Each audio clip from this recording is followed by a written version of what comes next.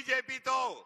Congress party పుట్టింది పేదల సంక్షేమం కోసం, ప్రజాస్వామ్యాన్ని కాపాడుకునేందుకు, రాజ్యాంగబద్ధంగా ఉన్న రాజ్యాంగాన్ని కాపాడుకునేందుకు, ఆపదలను ఆదుకుంటూ, కష్టాలున్నోళ్ళ కన్నీళ్లు దూర్చుకుంటూ, నష్టాలున్నోళ్లకు రుణమాఫీ చేస్తా అని ముందుకు సాగిన అన్న రేవంత్ రెడ్డి అన్న ఒకవైపు.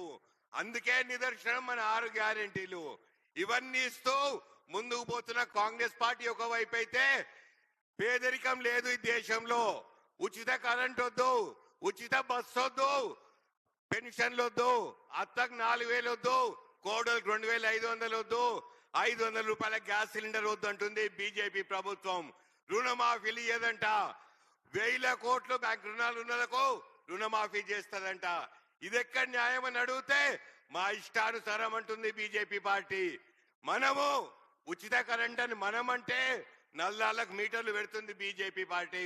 మనము రుణమాఫీ చేస్తామంటే వాళ్ళు రిజర్వేషన్లు, మైనార్టీ రిజర్వేషన్లతో మొదలుపెట్టి అన్ని రిజర్వేషన్లు మాఫీ చేస్తా అని కంకణబద్దులైన బీజేపీ వాళ్ళు.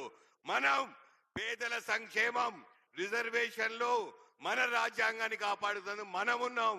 అవతలోళ్ళు వాళ్ళు ఇష్టం ఉన్నది చేస్తాం, మళ్ళీ మేము ప్రభుత్వంలోకి వస్తే అంటున్నారు. వాళ్ళు ప్రభుత్వంలోకి రావడం కల్లా.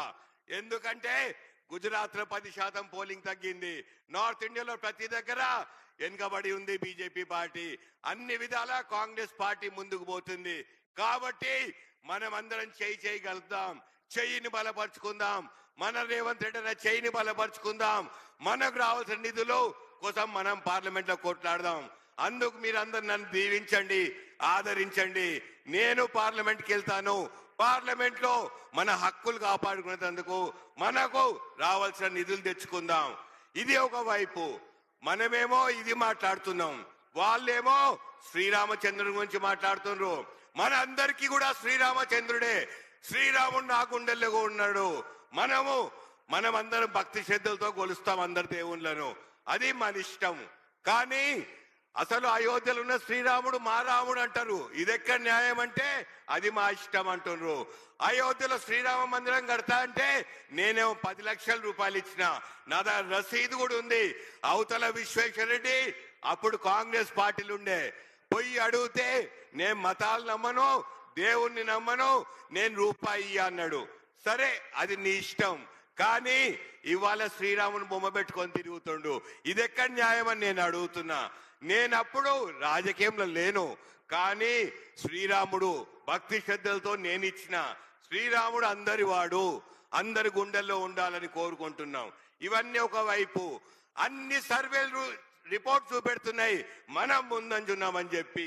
దీనికి మన ముఖ్యమంత్రి వర్యులు అన్న రేవంత్ రెడ్డి అన్న, మా ఇన్ఛార్జ్ గా ఉన్న వేం నరేందర్ రెడ్డి అన్నతో పాటు మా పెద్దలు గౌరవనీయులు ప్రసాద్ అన్న, రామ్మోహన్ రెడ్డి అన్న, మనోహర్ రెడ్డి అన్నతో పాటు కాంగ్రెస్ ఇంత పెద్ద కుటుంబ సభ్యులకు ప్రతి ఒక్కరికి శిరస్సు వంచి నమస్కరిస్తున్నా.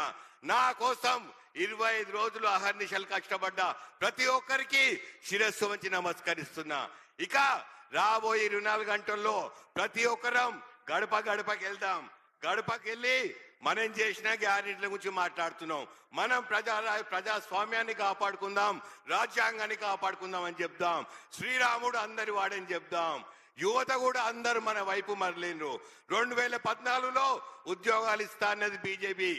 14 ఇయలే, 18 ఇయలే, ఇప్పుడు ఒక్కొక్క ఉద్యోగం ఇయలే. 20 కోట్లు ఇస్తా అని 7 లక్షలు ఇచ్చింది.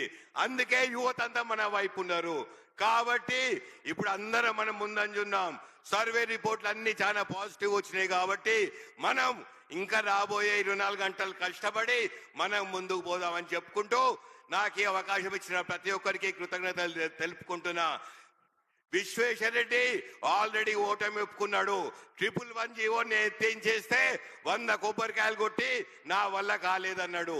అప్పటు మన్నెగూడ రోడ్ నేను శాంక్షన్ చేయిస్తే అప్పుడు ఒప్పుకున్నాడు. ఇంటికి ఎవరికి వచ్చినా ఒక్క రూపాయి సహాయం చేయలే. విద్య పరంగా, వైద్య పరంగా నేను 100 కోట్లు వికారాబాద్ బ్రిడ్జికి తెచ్చిన. ఆయనే ఊర్లో ఆయన నుండి తేలేకపోయిండు.